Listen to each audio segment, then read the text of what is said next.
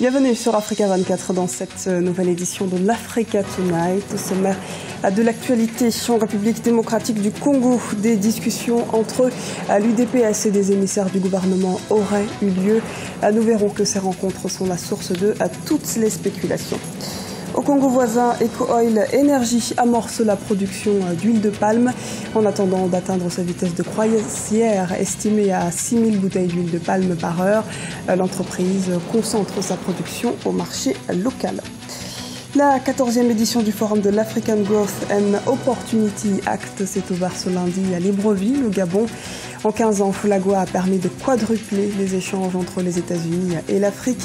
Les 39 pays africains éligibles ont exporté vers l'Amérique pour 480 milliards de dollars américains.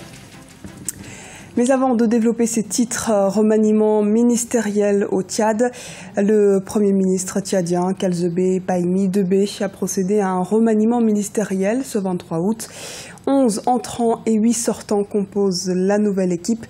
Parmi ces derniers figure notamment le ministre des Finances Bédoumré Kordjé, candidat malheureux à la présidence de la Banque africaine de développement en mai 2015. Les titulaires des principaux portefeuilles conservent quant à eux leur poste, notamment le ministre des Affaires étrangères Moussa Faki Mahamat et le ministre délégué à la présidence de la République chargé de la défense nationale Benendo Tatola. Ahmad Mahamad Bachir, ancien conseiller du chef de l'État Idriss Déby Itno, a fait lui son retour à la sécurité publique. Des rencontres auraient eu lieu entre un parti de l'opposition congolais, l'UDPS, et le gouvernement en République démocratique du Congo. C'est ici un nouvel épisode dans la crise interne qui déchire le principal parti d'opposition congolais. Ces suspicions s'ajoutent à la polémique autour du maintien ou non du président historique Étienne Tshisekedi à la tête du parti. Les précisions d'Emmanuel Milimono. L'Union démocratique pour le progrès social soumise à une nouvelle épreuve. Après la contestation de l'opposant historique Étienne Tshisekedi à la tête du parti par un groupe interne, depuis quelques jours, ce sont des tractations que l'UDPS aurait avec des émissaires du gouvernement qui font débat au sein de la formation politique. Ces rencontres, souvent tenues loin des oreilles indiscrètes, laissent place à toutes sortes d'interprétations. Nous devons aller au dialogue. M. Kabila nous a envoyé un émissaire, comme pour dire qu'eux aussi étaient d'accord pour que le dialogue puisse se tenir. Et depuis lors, nous sommes butés à un problème par rapport à la médiation. M. Kabila souhaite une médiation nationale, tandis que l'accord cadre d'Addis Abeba et ces résolutions du Conseil de sécurité des Nations Unies reconnaissent qu'il faut un médiateur international. L'UDPS a en effet eu des rencontres à Rome, en Italie, avec des émissaires du gouvernement entre le 11 et le 17 août 2015. S'en est ensuite suivi d'autres réunions à Kinshasa entre les deux partis. Selon la presse locale, le fils du numéro 1 du parti, Félix Tshisekedi, pourrait bien être intéressé par un poste gouvernemental. Des affirmations que rejette le secrétariat national. C'est une démarche qui est assez problématique parce que vous avez deux possibilités. Vous avez un individu qui fait une démarche personnelle pour pouvoir adhérer au gouvernement. Est-ce que cette démarche-là engage toute l'opposition? C'est ça le point d'interrogation. Mais étant donné que c'est le fils, c'est-à-dire du leader historique de l'opposition en RDC qui se présente, ça risque quand même, dirais-je, de déranger un certain nombre de personnes, y compris au niveau international, que le fils de l'ancien leader historique se présente à son nom tout seul pour participer au gouvernement d'union nationale. Au mois de juin dernier, le président de la République, Joseph Kabila, a appelé à un dialogue national en vue de la bonne préparation des élections futures. Une main tendue que l'UDPS a bien acceptée, même si dans la presse, des déclarations sur une possible participation à un gouvernement d'union nationale vont bon train, le parti d'Étienne Tshisekedi, principale formation d'opposition, reste catégorique. Il n'en est pas question.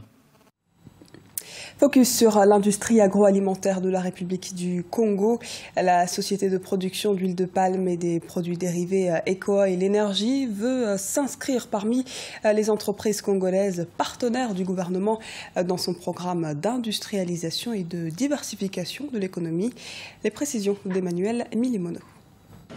Conformément à son plan national de développement couvrant la période 2012-2016, le Congo a défini un certain nombre d'axes prioritaires au profit de son secteur agricole. Ces différents axes sont, entre autres, le développement de l'agriculture, de l'élevage, de la pêche et de l'aquaculture, le renforcement de la recherche agricole et la diffusion des innovations, ainsi que l'amélioration de l'état alimentaire et nutritionnel. Les défis sont importants et le pays peine toujours à assurer l'autosuffisance alimentaire malgré l'optimisme des autorités. Depuis que nous sommes sortis de la conférence nationale, le secteur a été libéralisé, ça c'est de 1. De 2, compte tenu effectivement du caractère erratique du marché pétrolier, nous avons fait d'un certain nombre de secteurs, des secteurs prioritaires de la diversification de l'économie. Le symbole, la modernisation de l'agriculture, ce sont les moissonneuses-batteuses.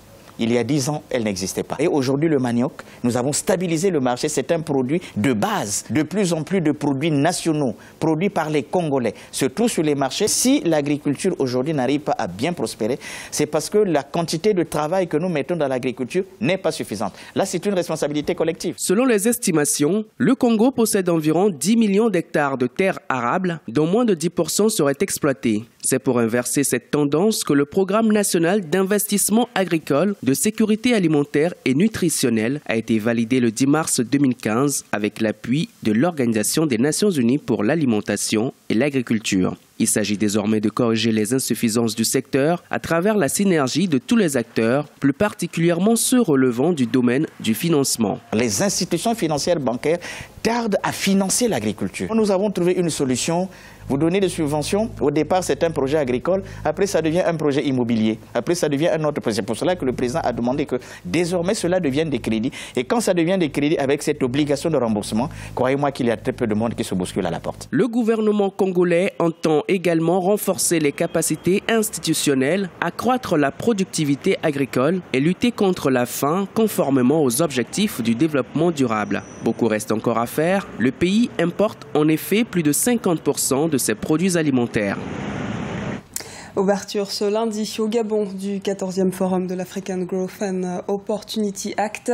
En attendant à l'inauguration officielle de la 14e édition de l'AGOA ce mercredi 26 août par le président gabonais Ali Bongo Ondimba, les ministres et les experts du commerce se réunissent ce lundi au stade d'Adgonjebe de Libreville. Les précisions d'Alioune Guindo, commentées par Graziella Diaconté. Libreville, au centre des tractations économiques et commerciales entre les pays d'Afrique et les États-Unis. La 14e édition du Forum international de l'AGOA, l'African Growth Opportunity Act, s'est en effet ouvert ce lundi dans la capitale gabonaise. Plus de 1000 délégués officiels en provenance de 39 pays y prennent part.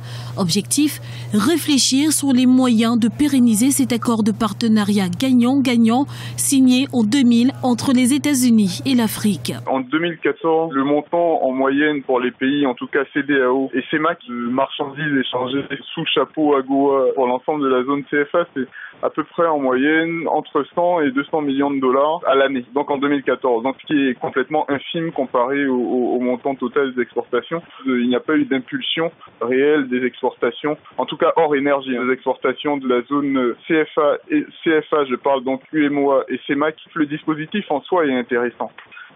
Parce que naturellement, ça vient ouvrir une porte à certaines activités, à certaines productions africaines vers le continent américain, ce qui en soi est intéressant. Il sera donc question de perspective, mais avant, place au bilan.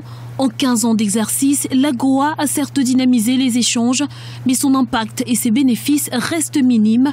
De fait, certaines limitations devraient être levées afin que le marché américain s'ouvre davantage aux exportations de produits non pétroliers.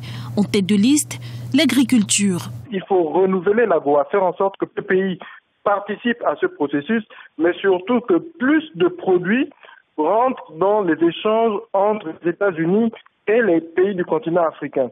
Aujourd'hui encore, l'AGOA bénéficie trop aux pays pétroliers. Il faut nécessairement faire en sorte que les Africains arrivent à exporter via l'AGOA, grâce à l'AGOA, des produits manufacturés, les produits issus de nos industries, issus de notre secteur textile, etc. Les travaux de la 14e édition du Forum prendront fin le 27 août et devraient permettre aux délégués de redéfinir les conditions d'amélioration du partenariat commercial entre l'Afrique et les États-Unis. Mondiaux d'athlétisme de Pékin 2015. Ce lundi, Viviane Chekmoa-Cheruiyot a raflé à 2 médailles d'or. La Kenyane a remporté l'épreuve du 10 000 mètres. L'athlète déjà multidimensionné, multimédaillé, a reconquis le titre en 31 minutes, 41 secondes et 31 dixièmes, devançant l'Éthiopienne Gelete Burka et l'Américaine Emily Infeld. À 31 ans, elle a une longue carrière de succès avec notamment un doublé 5 000 mètres et 10 000 mètres aux mondiaux 2011 en Corée du Sud. Et ce 24 août, un autre compatriote kényan, Ezekiel Gemboy, a lui aussi raflé la médaille d'or lors du 3 000 mètres steeple, suivi de 2 autres Kenyans sur le podium.